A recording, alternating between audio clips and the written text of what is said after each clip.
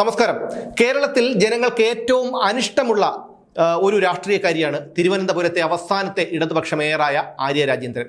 അവസാനത്തെ ഇടതുപക്ഷ മേയർ എന്ന് ഞാൻ എടുത്തു പറഞ്ഞതിന് കാരണം ഇനി ഒരിക്കലും തിരുവനന്തപുരം നഗരസഭയിൽ ഇടതുപക്ഷം അധികാരത്തിൽ വരില്ല എന്നുറപ്പുള്ളത് കൊണ്ടാണ്. ഒരുപക്ഷെ UDF വന്നേക്കാം, പക്ഷേ LDF കൗൺസിലർമാരുടെ എണ്ണം ഇപ്പോഴുള്ളതിനേക്കാൾ ശുഷ്കിക്കും അടുത്ത തവണ. രാജ്യത്തു തന്നെ വംശനാശം സംഭവിച്ചുകൊണ്ടിരിക്കുന്ന കമ്മ്യൂണിസത്തിന് പലയിടങ്ങളിലും ഇനിയൊരു തിരിച്ചുവരവില്ല. ഊച്ചാളിത്തരം കാണിച്ചിട്ട് പോലും പച്ച തൊട്ടില്ല പാർട്ടിയുടെ ശക്തി കേന്ദ്രങ്ങളിൽ പോലും. അതവിടെ നിൽക്കട്ടെ, പറഞ്ഞു വന്നത് മേയർ ഊട്ടിയെക്കുറിച്ചാണ്. മേയർ ഊട്ടിക്ക് ഇപ്പോൾ കണ്ടകത്തിൽ ശനിയാണെന്ന് തോന്നുന്നു. കണ്ടകത്തിൽ ശനിക്കൊരു പ്രത്യേകതയുണ്ട്. കണ്ടകത്തിൽ ശനി കൊണ്ടേ പോകും.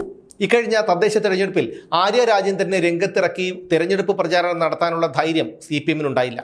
ആര്യ രാജേന്ദ്രൻ തിരുവനന്തപുരത്ത് തന്നെ ഉണ്ടായിരുന്നിട്ടും അവരെ പൊതുജനങ്ങളുടെ മുന്നിലേക്ക് വോട്ട് ചോദിക്കാനായി വിട്ടില്ല. തെരഞ്ഞെടുപ്പിന് തൊട്ടു മുമ്പാണ് KSRTC ബസ് തടഞ്ഞിട്ട് പൊതുനിരത്തിൽ പട്ടിഷോ കാണിച്ച കേസിൽ ആര്യ രാജേന്ദ്രനെയും ഭർത്താവും ബാലുശ്ശേരി MLA-യുമായ സച്ചിൻ ദേവിനെയും ആര്യ രാജേന്ദ്രന്റെ നാത്തൂനെയും ഒഴിവാക്കി കണ്ടോൺമെന്റ് പോലീസ് കോടതിയിൽ കുറ്റപത്രം സമർപ്പിച്ചത്. ഇത് വലിയ തോതിലുള്ള ജനരോഷത്തിനിടയാക്കി എന്നു മാത്രമല്ല, ഇടതുപക്ഷത്തിന് കിട്ടിയേക്കാവുന്ന വോട്ടിനെ സാരമായി തന്നെ ബാധിക്കുകയും ചെയ്തു. മേയർ എന്ന നിലയ്ക്കുള്ള ആര്യ രാജേന്ദ്രന്റെ പ്രവർത്തനം തെരഞ്ഞെടുപ്പിൽ പാർട്ടിക്ക് എതിരായെന്നുള്ള വിമർശനം കഴിഞ്ഞ ദിവസം നടന്ന തിരുവനന്തപുരം ജില്ലാ കമ്മിറ്റി യോഗത്തിലുണ്ടായി. ആര്യയ്ക്ക് ജനകീയയാകാനോ നേതൃസ്ഥാനത്തിരുന്നു കൊണ്ട് ടീമിനെ നയിക്കാനോ കഴിഞ്ഞില്ലെന്നും നേതാക്കൾ തുറന്നടിച്ചു. പുറമെ ആര്യയെ തള്ളിപ്പറയാതിരുന്നവരാണ് ജില്ലാ കമ്മിറ്റി യോഗത്തിൽ തുറന്നടിച്ചത്. മുൻ തിരുവനന്തപുരം മേയറും നിലവിൽ വട്ടിയൂർക്കാവ് MLA-യുമായ VK പ്രശാന്ത് ജനകീയനാണ്. അദ്ദേഹത്തിൻ്റെ പ്രവർത്തനങ്ങളും വളരെ മികച്ചതാണ്. അതുകൊണ്ട് തന്നെയാണ് മേയറായിരുന്ന പ്രശാന്തിന് വട്ടിയൂർക്കാവിൽ K മുരളീധരനെതിരെ ജയിച്ചു കയറാൻ കഴിഞ്ഞത്. അദ്ദേഹം ആരെയും വിമർശിക്കുന്നയാളല്ല. ഇനി വിമർശിച്ചാൽ തന്നെ പരിധി വിട്ട് ഒരു വാക്കുപോലും പറയുന്നയാളുമല്ല. ആ VK പ്രശാന്ത് പോലും ആര്യയ്ക്കെതിരെ രംഗത്തെത്തി. തദ്ദേശ തെരഞ്ഞെടുപ്പ് ഫലം അറിഞ്ഞതിനു ശേഷം മുൻ വഞ്ചിയൂർ കൗൺസിലറായ ഗായത്രി ബാബുവും സമൂഹ മാധ്യമത്തിലൂടെ ആര്യയ്ക്കെതിരെ അതിരൂക്ഷമായ കുറ്റപ്പെടുത്തലുമായി രംഗത്തെത്തിയിരുന്നു.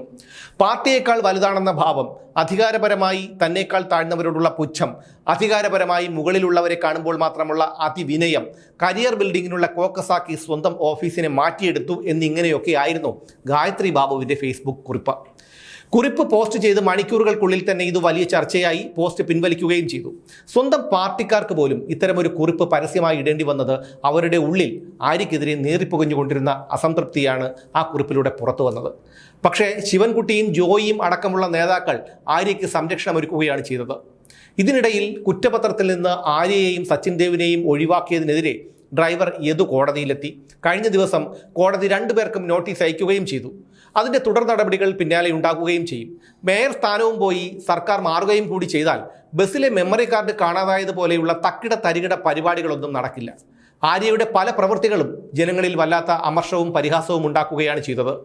അഴിമതിയുടെയും വിവാദങ്ങളുടെയും കാര്യങ്ങളൊക്കെ അവിടെ നിൽക്കട്ടെ, പക്ഷേ അവരുടെ അഹങ്കാരം നിറഞ്ഞ പെരുമാറ്റവും പ്രഹസനങ്ങളും സഹിക്കാൻ കഴിയുന്നതിനും അപ്പുറമായിരുന്നു. ഉദാഹരണത്തിന്, 1 മാസം മാത്രം പ്രായമുള്ള കുഞ്ഞുമായി ഓഫീസിലെത്തി അതിൻ്റെ പടമെടുത്ത് ഫേസ്ബുക്കിലിട്ടത്. 1 മാസം മാത്രം പ്രായമുള്ള കുഞ്ഞുമായി ഓഫീസിലെത്തി ജോലി ചെയ്ത് മേയർ ആര്യ രാജേന്ദ്രൻ്റെ ചിത്രം സമൂഹ മാധ്യമങ്ങളിൽ വൈറലാകുന്നു എന്നൊക്കെയായിരുന്നു പിന്നീടുള്ള തള്ള്. മാധ്യമങ്ങളും അത് ഏറ്റുപിടിച്ചു. കൈക്കുഞ്ഞിനെയും കൊണ്ട് പാർലമെന്റിലെത്തിയ ഒരു യൂറോപ്യൻ MPയെ കണ്ടാണ് ആര്യയും ഈ നാടകം കളിച്ചതെന്നായിരുന്നു അന്നത്തെ വിമർശനം. ഭർത്താവിൻ്റെ നാടായ കോഴിക്കോട്ടേക്ക് പോകുന്നെന്നും പ്രവർത്തന മണ്ഡലം അങ്ങോട്ടേക്ക് മാറ്റുന്നു എന്നുമൊക്കെ ഇടയ്ക്ക് പറഞ്ഞു കേട്ടിരുന്നു. അടുത്ത നിയമസഭാ തെരഞ്ഞെടുപ്പിൽ ജയിക്കുമെന്നുറപ്പുള്ള ഏതെങ്കിലും ഒരു സീറ്റിൽ മത്സരിക്കണമെന്നുള്ള ആഗ്രഹമുണ്ടെന്നും പറഞ്ഞു കേട്ടിരുന്നു. ഭർത്താവും ഭാര്യയും ജയിച്ചാൽ ഒരുപക്ഷെ 2 പേർക്കും മന്ത്രിയായേക്കാമെന്നുള്ള പ്രതീക്ഷയും ആഗ്രഹവും ഒക്കെ ഉണ്ടായാലും ആര്യയെ തെറ്റു പറയാൻ കഴിയില്ല. കാരണം ലോകത്തെ ഏറ്റവും പ്രായം കുറഞ്ഞ മേയറെ അവതരിപ്പിച്ച CPM-ന് ദമ്പതികളെ മന്ത്രിയാക്കി മേനി നടിക്കാനും മടിയൊന്നും ഉണ്ടാവില്ല. കഴിവുകേടുമൊക്കെ മറ്റൊരു വശം. സച്ചിൻ ദേവിൻ്റെ എതിർ സ്ഥാനാർത്ഥി UDF-ലെ ധർമ്മജൻ ബോൾഗാട്ടിയായിരുന്നു. സിനിമാ നടനായ ധർമ്മജനാകട്ടെ യാതൊരു രാഷ്ട്രീയ പാരമ്പര്യവും പ്രവർത്തന പരിചയവുമില്ല. അതുകൊണ്ട് സച്ചിൻ ദേവ് വിജയിച്ചു. ശക്തനായൊരു UDF സ്ഥാനാർത്ഥിയായിരുന്നെങ്കിൽ ഒരുപക്ഷെ തോറ്റ സ്ഥാനാർത്ഥികളുടെ പട്ടികയിൽ ഇടം പിടിക്കുമായിരുന്നു. സച്ചിൻ ദേവും ഇനിയൊരു പക്ഷേ മത്സരിച്ചാൽ സച്ചിൻ ദേവ് ജയിക്കുമെന്ന് ഉറപ്പില്ല. ആര്യയുടെ കാര്യം പറയുകയേ വേണ്ട. പാർട്ടി ഗ്രാമത്തിൽ കൊണ്ട് മത്സരിപ്പിച്ചാൽ പോലും ആര്യ ജയിക്കില്ല എന്നുള്ളത് കട്ടായം. അർഹതയില്ലാത്തത് കിട്ടുമ്പോൾ ഒരാൾ എന്തൊക്കെ ചെയ്യാൻ പാടില്ലെന്ന് നമുക്ക് കാണിച്ചു തന്നവരിൽ പ്രധാനപ്പെട്ട 2 പേരാണ് പിണറായി വിജയനും ആര്യ രാജേന്ദ്രനും. ആരൊക്കെ എന്തൊക്കെ പറഞ്ഞാലും അതാണ് സത്യം.